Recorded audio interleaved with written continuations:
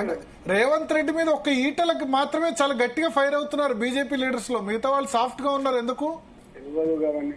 ఎందుకు అందరిపై కందన భోజనం అందరి పై అవుతారు. మీరు సరిగా ఫాలో అవుతున్నట్టుంది. అందరు చూడు ఒక్కొక్కసారి మా మంత్రులు అంటే కొద్దిమంది ఇంకా కేసీఆర్ ను వీళ్ళనే తిడుతున్నారు, మీరు మాత్రం కాంగ్రెస్ గవర్నమెంట్ ఎక్కువ అటాక్ చేస్తున్నారు. అంటే ఇప్పుడు గవర్నమెంట్ కాంగ్రెస్ పార్టీ కాదు, కేసీఆర్ గారు కాబట్టి కేసీఆర్ తిట్టినాం. ఇప్పుడు ఒకటి భరత్ గారు ఎవరు అధికారంలో ఉన్నప్పుడు వాళ్ళు చేయాలి కదా. ఇప్పుడు చేయాల్సిన బాధ్యత ఎవరితో కాంగ్రెస్ పార్టీ కదా. డబుల్ బెడ్రూమ్ కట్టింగ్లు పంచాలి, ఎవరు పంచాలి? గవర్నమెంట్ పంచాలి. ఇప్పుడు ఇల్లు ఇస్తా అని చెప్పినావు, ఇస్తలేవు ఇప్పటిదాకా. ఎవరి మీద కొట్టాలా? నేను పెన్షన్ ఇస్తా అని చెప్పినావు, నిరుద్యోగ వృత్తి ఇస్తా అని చెప్పినావు, వంటకు 500 రూపాయలు అది ఇస్తా అని చెప్పినావు. ఎవరిలో కొట్టాలి మీరు?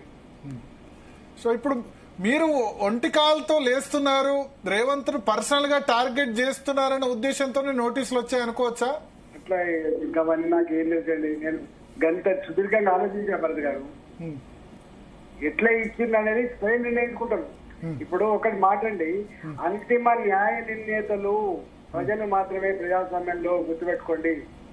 ఇప్పుడు ఈ రేవంత్ రెడ్డి గారు గొప్పదానికి ఓట్లేదు, కేసీఆర్ గారిని ఓడగొట్టాలని అనుకున్నారు కాబట్టి ఈయన పొట్టేసి గెలిపించు. ఇప్పుడు ఈ ప్రభుత్వం మీద ఏం భావనతో నాకు ముంజేతి కంకణాలకు అర్థమైనట్టుగా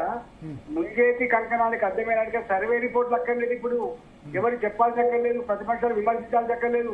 తన మాటల్లోనే ఆ డొల్లదల మీద బయటపడతా ఉంది, గుర్తుపెట్టుకోండి. ఇప్పుడు సీఎం గారి మాటలు చెప్తారు కదా భరత్ గారు. ఓకే మంచిది సార్. ఇప్పుడు